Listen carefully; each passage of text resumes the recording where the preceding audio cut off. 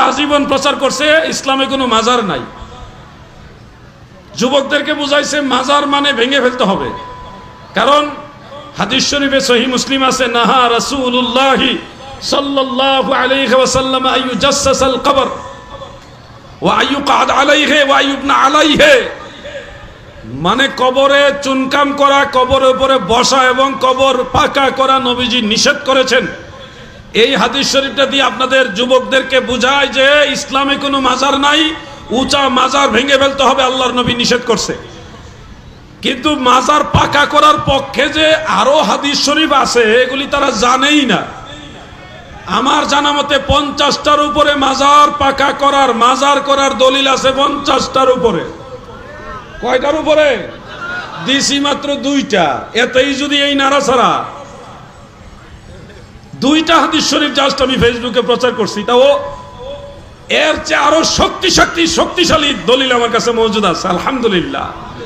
এত করে তারা লড়াচড়া বেড়ে গেছে। অনেকে প্রশ্ন করে যে হুজুর তাইলে নবীজি যে কবর পাকা করতে নিষেধ করছেন, ওয়া আইয়ুবনা আলাইহি, ইহার উপরে কবরের উপরে বেনা সৃষ্টি করবে না, কবর পাকা করবে না, নবীজির নিষেধ, এটার ব্যাখ্যা কি? এই ব্যাখ্যাগুলো আপনাদের জানতে হবে। কবর পাকার মাসআলা সম্পর্কে ফুকাহায়ে কেরাম বলেছেন, সাধারণ মুসলমান মারা গেলে তাদের কবর পাকা করা জায়েজ নাই। সাধারণ মুসলমান মারা গেলে তাদের কবর পাকা করা জায়েজ নাই। সহিহ মুসলিমের এই হাদিস শরীফ এই ক্ষেত্রে প্রযোজ্য। কিন্তু যেহেতু নবীজি নিজেই তার নিজের নবীজির পুত্র হযরতে ইব্রাহিম রাদিয়াল্লাহু আনহু ইন্তেকাল করার পর ওনারও মাজার বানাইছেন নবীজি, উপরে বড় বড় লাল কাকড় দিয়া, পাথর দিয়া, ওনার কবর শরীফের উপরে পাথর দিছে, এই টুকরা বড় বড় পাথরের টুকরা দিয়া নবীজি মাজার বানাইছিলেন, নবীজির পুত্র হযরত ইব্রাহিমের মাজারের উপরে। সাহাবাই কারাম সবাই মোটামুটি মাজারের পক্ষে, তিনারা মাজার বানাইছেন এবং ওসিয়ত করেছেন, আমি ইন্তেকালের পরে আমার কবরের উপরে তোমরা ইট দিয়া পাকা করবা, স্টোক দিবা, পাথর দিয়া পাকা করবে, এই ধরনের ওসিয়ত পর্যন্ত করছে। সেহেতু বোঝা যাচ্ছে একতরফা মাজার পাকা সবার ক্ষেত্রে নিষেধ না। তাইলে এক হাদিস মানবো আর 50টা হাদিস অস্বীকার করবো, এরকম তো হইতে পারে না। এক হাদিসকে আরেক হাদিসের বিরুদ্ধে নাকি? নিশ্চয় এখানে কোনো একটা রহস্য আছে। রহস্যটা হলো ফুকাহায়ে কেরাম বলেছেন, ইজা কানাতিল মাইয়িত মিনাল মাশাইখ ওয়াল উলামা ওয়াস সাদাত, যখন মৃত ব্যক্তি কোনো শেখ হবে, বড় আল্লাহর ওলি হবে, বুজুর্গ হবে, বড় হক্কানি আলেম হবে, অথবা আওলাদে রাসূল হবে, তাদের কবর পাকা করা বা মাজার বানানো জায়েজ আছে, কোনো অসুবিধা নাই। ওয়াহুয়াল মুখতার, এটাই হলো নির্ভরযোগ্য কথা। মারহাবা বলেন। এই দলিলগুলো আপনাদেরকে তারা সব সময় বলে না, জানেও না, জানলে না বলতো।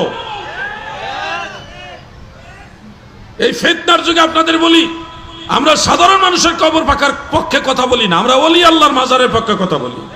মাজার শব্দটা আরবি শব্দ।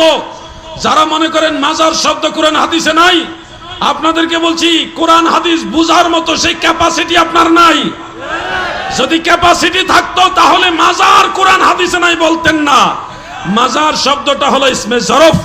জরফের 2 প্রকার, একটা জরফে জামান আর একটা হলো জরফে মাকান। একটা হলো স্থানবাচক একটা বিষয়ের নাম, আর একটা হলো কালবাচক বিষয়ের নাম। যেটা স্থানবাচক একটা বস্তুর নাম হয় এটাকে বলা হয় জরফে মাকান, স্থানবাচক। এই যে আল্লাহর ওলির কবর শরীফ মুমিন মুসলমানরা জিয়ারত করে, বলেন কি করে? আমার সাথে উত্তর দেন, কি করে? জিয়ারত করে। এই জিয়ারত, জারা ইয়াজুরু, এই গর্দানে মিলিয়ে ইসমে জরফ হলো মাজার। মাজার মানে হলো মাউদিউজ জিয়ারা, জিয়ারতের স্থান। যেই কবরকে মুমিন মুসলমানরা অধিক পরিমাণে জিয়ারত করে, কি করে? ঘুমাই রয়েছেন নাকি? কি করে?